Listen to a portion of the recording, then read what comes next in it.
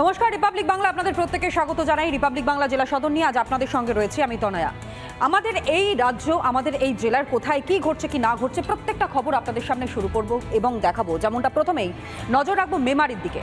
মেমারিতে যে ঘটনা ঘটেছে, শুধুমাত্র গাঁজার পাচারকারীকে গ্রেফতার করা হয়েছে তা নয়, থরে থরে রাখা টাকা তাও উদ্ধার করা হয়েছে। বাড়ির বাংকারে সেখানে থরে থরে টাকা রয়েছে, কোথাও 500 বান্ডিল, কোথাও 20 টাকার বান্ডিল। বুধবার গোপনে খবর পেয়ে পুলিশি অভিযান হয় এবং এই অভিযানে লক্ষাধিক টাকার গাঁজা সহ বিপুল পরিমাণ অর্থ এবং গ্রেফতার করা হয় সঙ্গীতা সাহানি নামে এক গাঁজা পাচারকারীকে। অন্যদিকে বৃহস্পতিবার সকাল থেকেই এই গাঁজা পাচারকারীর বাড়িতে দেখা গেল গাঁজার ক্রেতাদের আনাগোনা। দেখুন।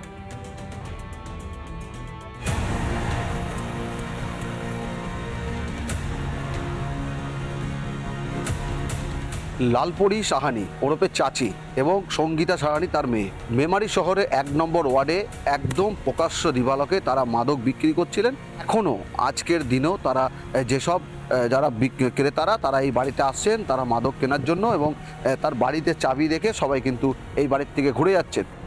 দিন হোক বা রাত, ধৃত সঙ্গীতা সাহানির বাড়ির নির্দিষ্ট কাউন্টার থেকেই দেদার বিক্রি হতো গাঁজা।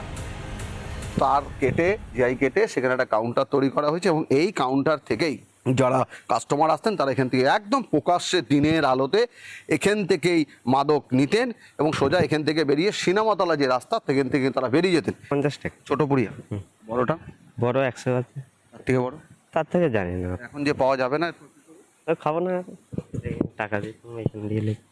কে দিত মালটা? কে দিত? চাচি দিত। চাচি দিত? আর কেউ থাকতো বাড়ি? না না। বুধবার অভিযানে নেমে চক্ষু ছানাবড়া হয়ে যায় পুলিশের। বাড়িতে পশু খাদ্যের আড়ালে রাখা ছিল গাঁজা আর বেসমেন্টের নিচে থরে থরে সাজানো টাকা।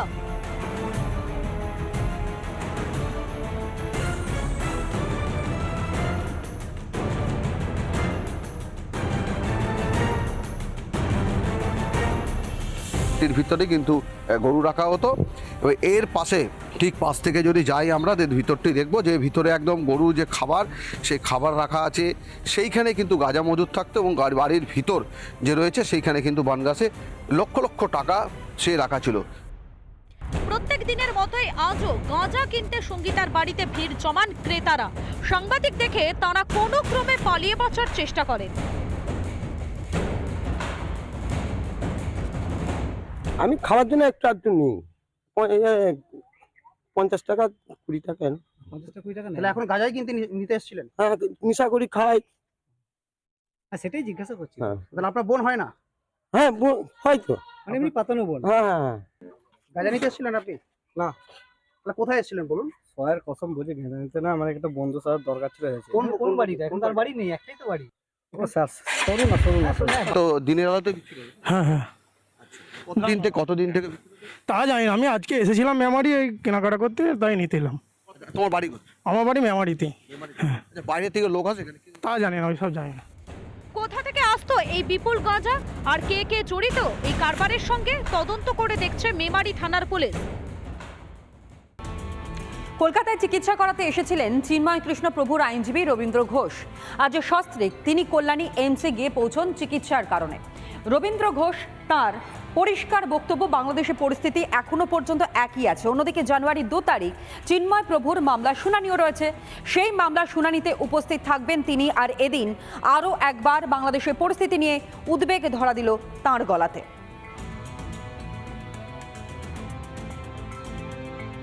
ওনার মামলায় 72 জন হিন্দু আইনজীবীকে মামলা দিয়েছে। ওনার সঙ্গে দেখা করেছি, আর কেউ দেখা করতে পারেনি। আমাদের একটা রিটেন পারমিশন নিয়ে তারপর ওখানে ঢুকেছি, না হলে ঢুকতে দেয় নাই। আমারও চোখে জল এসে গেছে ওনাকে পেয়ে। নিরামিষ বুঝি যেটা উনি রান্না করে খায়, এটা ঠিক আছে কিনা সেটা দেখার জন্য গিয়েছিলাম। উনি বলছে আমি ঠিক আছি বাবা।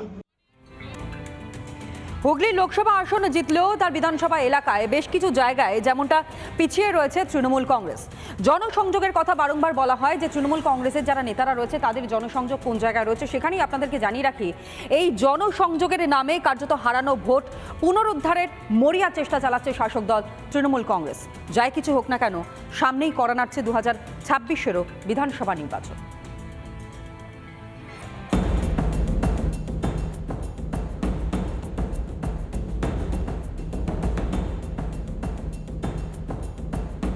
বৃহস্পতিবার চুঁচুড়ায় জনসংযোগে বেরিয়েছিলেন বিধায়ক অসিত মজুমদার, আর সেখানেই বিপত্তি। হুগলির ব্যান্ডেলের দেবানন্দপুর বালিকাটায় কালভার্ট ভেঙে একেবারে ডান পা ঢুকে গেল তৃণমূল বিধায়কের। নেতা চোট পেতেই জল বরফ দিয়ে শুশ্রূষার চেষ্টা তো হলোই, কিন্তু ব্যথা থামার নাম নেই। জনসংযোগ মাঝপথে বন্ধ করে ডাক্তারের কাছে ছুটলেন তৃণমূল বিধায়ক। যাওয়ার আগে বলে গেলেন দ্রুত করতে হবে রাস্তা এবং কালভার্ট সংস্কারের কাজ। ইমিডিয়েট আজকেই অর্ডার করে কোন ফান্ড থেকে এই কাজগুলো করতে হবে। শুধু এখানে নয়, পুরো দেবানন্দপুর পঞ্চায়েতে যেখানে ড্রেনের উপর স্ল্যাব আছে ভাঙা, সেগুলো 7 দিনের মধ্যে রিপেয়ার করতে হবে। আমি তো নিজেই এই ড্রেনের মধ্যে পড়ে গেলাম এবং জানি না কি হচ্ছে, পাটা ফেলে হাঁটতে পারছি না। ঢুকেছে ডান পা, কিন্তু চোট লেগেছে বা পায়ে। শাসক তৃণমূলের তৈরি রাস্তা, তৃণমূলের তৈরি কালভার্ট, তার যে কি অবস্থা এদিন যেন হাড়ে হাড়ে টের পেলেন দলেরই বিধায়ক।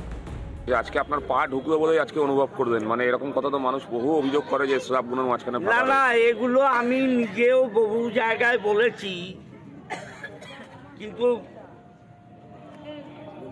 হচ্ছে না, দেখা যাক। রাস্তা খারাপ, কালভার্ট ভেঙে যাচ্ছে, এতদিন আমজনতা এসব অভিযোগ করে এসেছে। আর একইভাবে গত 6 ডিসেম্বর জনসংযোগে বেরিয়ে জনতার ক্ষোভের মুখে পড়েছিলেন অসিত মজুমদার। স্থানীয় মহিলারা তো হাত ধরে টেনে নিয়ে গিয়ে দেখাতে চেয়েছিলেন রাস্তাঘাটের জরাজীর্ণ দশা। তৃণমূলের আমলে রাজ্যের রাস্তার কি অবস্থা বৃহস্পতিবার তা হাড়ে হাড়ে টের পেলেন তৃণমূল বিধায়ক অসিত মজুমদার। রিপাবলিক বাংলা। নানা ধরনের কন্টেন্ট দেখার জন্য লাইক করুন, শেয়ার করুন আমাদের ফেসবুক পেজ, সাবস্ক্রাইব করুন আমাদের ইউটিউব চ্যানেল। পাশাপাশি অন্যান্য ব্রেকিং নিউজের জন্য অবশ্যই চোখ রাখুন রিপাবলিক বাংলায়।